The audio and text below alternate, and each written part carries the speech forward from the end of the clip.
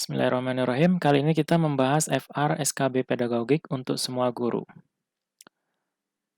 Soal yang pertama, salah satu alasan siswa dilibatkan dalam memilih dan menilai hasil karyanya yang akan dimasukkan ke dalam portofolio sendiri adalah titik-titik. A. Menumbuhkan rasa tanggung jawab siswa untuk bekerja sesuai dengan yang diharapkan.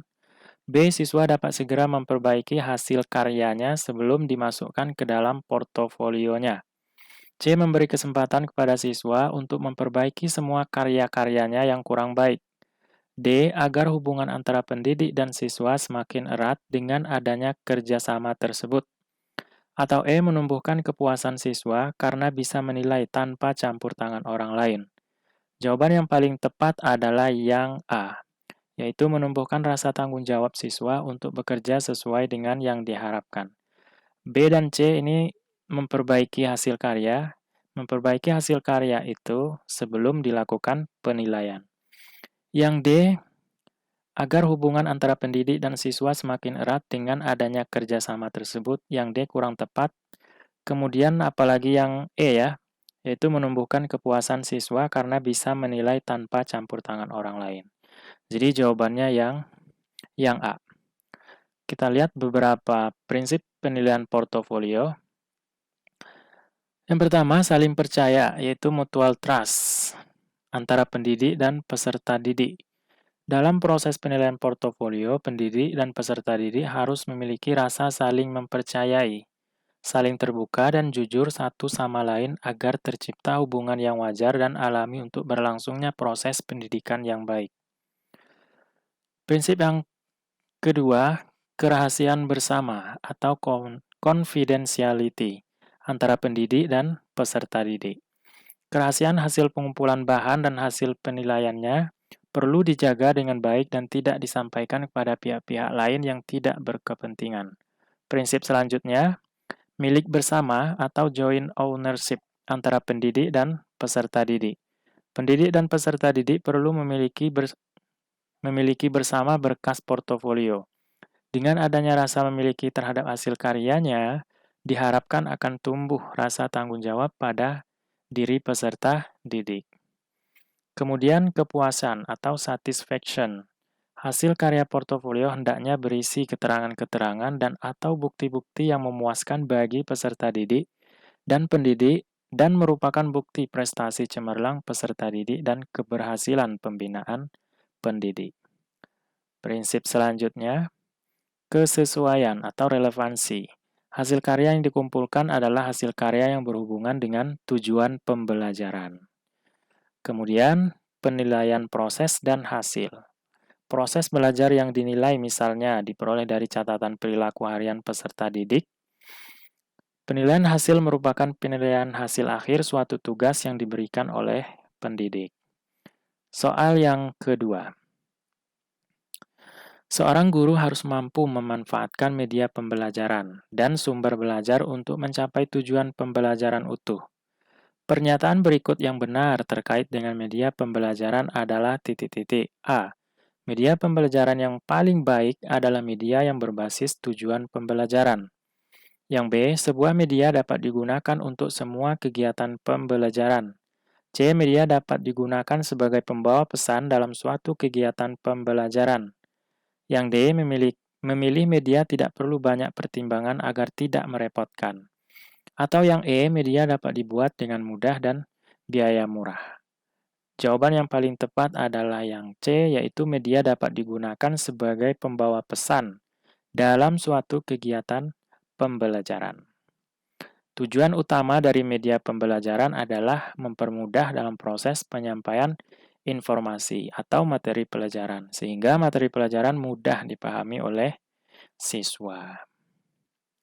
Soal yang ketiga, beberapa hal yang ada dalam setiap proses pembelajaran dan harus bisa diterima oleh guru adalah yang pertama, karakteristik materi pelajaran yang berbeda-beda.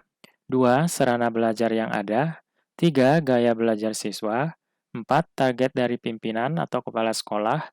Yang kelima, tuntutan dari orang tua siswa. Yang menjadi pertimbangan dalam pemilihan sebuah metode pembelajaran adalah titik-titik. A. 1, 2, 3. B 124, C 125, D 234, atau E 235? Jawaban yang tepat adalah yang A, yaitu 1, 2, dan 3. Karakteristik materi pelajaran yang berbeda-beda, sarana belajar yang ada, dan gaya belajar siswa. Itu adalah pertimbangan dalam memilih metode pembelajaran. Soal keempat, cooperative learning merupakan model pembelajaran yang memfokuskan pada titik-titik A. Real world learning, B. Belajar dalam kelompok kecil, C. Diskusi kelas, D. Belajar mandiri, atau E. Belajar drilling. Jawaban yang paling tepat untuk soal nomor 4 adalah yang B, yaitu belajar dalam kelompok kecil.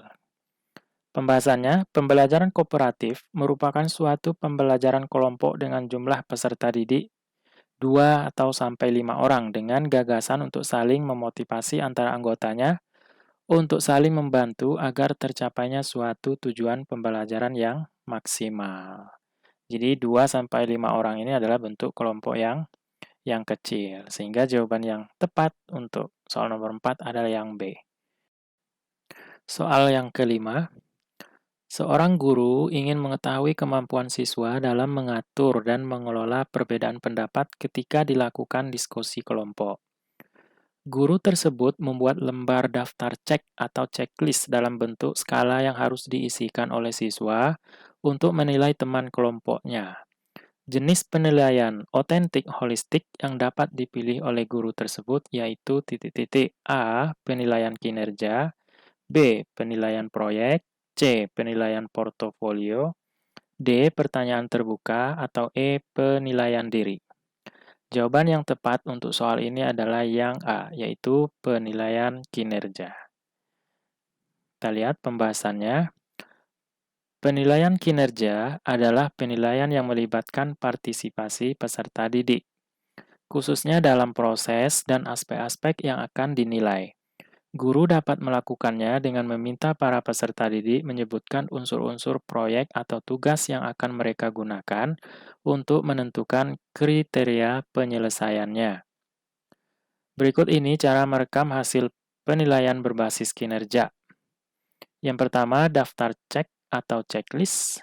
Yang kedua, catatan anekdot atau narasi. Yang ketiga, skala penilaian. Yang keempat, memori atau ingatan.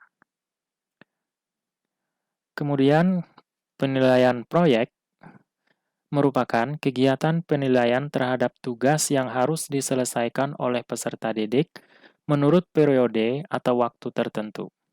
Penyelesaian tugas dimaksud berupa investigasi yang dilakukan oleh peserta didik, mulai dari perencanaan, pengumpulan data, pengorganisasian, pengolahan, analisis, dan penyajian data. Berikut ini 3 hal yang perlu diperhatikan guru dalam penilaian proyek. Pertama, keterampilan peserta didik dalam memilih topik, mencari dan mengumpulkan data, mengolah dan menganalisis, memberi makna atas informasi yang diperoleh, dan menulis laporan. Kedua, kesesuaian atau relevansi materi pembelajaran dengan pengembangan sikap, keterampilan, dan pengetahuan yang dibutuhkan oleh peserta didik.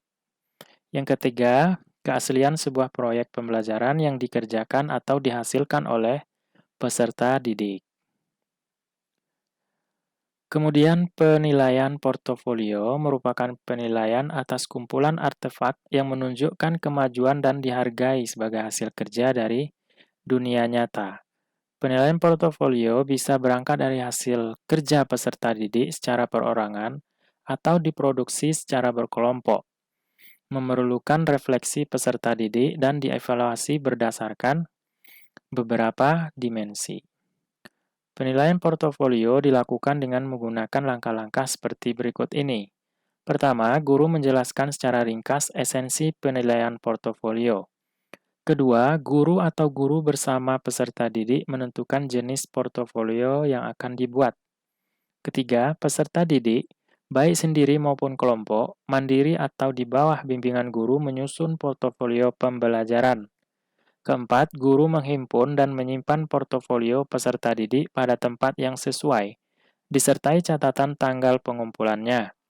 Yang kelima, guru menilai portofolio peserta didik dengan kriteria tertentu. Keenam, jika memungkinkan, guru bersama peserta didik membahas bersama dokumen portofolio yang dihasilkan. Dan yang ketujuh, guru memberi umpan balik atau feedback kepada peserta didik atas hasil penilaian portofolio. Kemudian penilaian diri, yaitu suatu teknik penilaian di mana peserta didik diminta untuk menilai dirinya sendiri berkaitan dengan status, proses dan tingkat pencapaian kompetensi yang dipelajarinya dalam mata pelajaran tertentu didasarkan atas kriteria atau acuan yang telah disiapkan. Proses penilaian diri terjadi. Yang A, siswa menghasilkan observasi sendiri baik atas dirinya atau temannya. Kedua, siswa-siswa membuat pertimbangan sendiri. Yang ketiga, siswa melakukan reaksi sendiri, menafsirkan tingkat pencapaian tujuan, dan menghayati kepuasan hasil reaksi sendiri. Ada beberapa jenis penilaian diri, di antaranya yang pertama penilaian langsung dan spesifik, yaitu penilaian secara langsung pada saat atau setelah selesai melakukan tugas, untuk menilai aspek-aspek kompetensi tertentu dari suatu mata pelajaran. Selanjutnya, penilaian tidak langsung dan holistik, yaitu penilaian yang dilakukan dalam kurun waktu yang panjang untuk memberikan penilaian secara keseluruhan.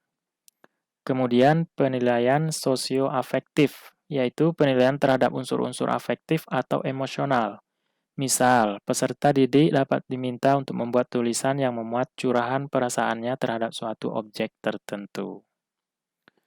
Oke, cukup sekian pertemuan kita pada kesempatan kali ini. Semoga bermanfaat. Wassalamualaikum warahmatullahi wabarakatuh.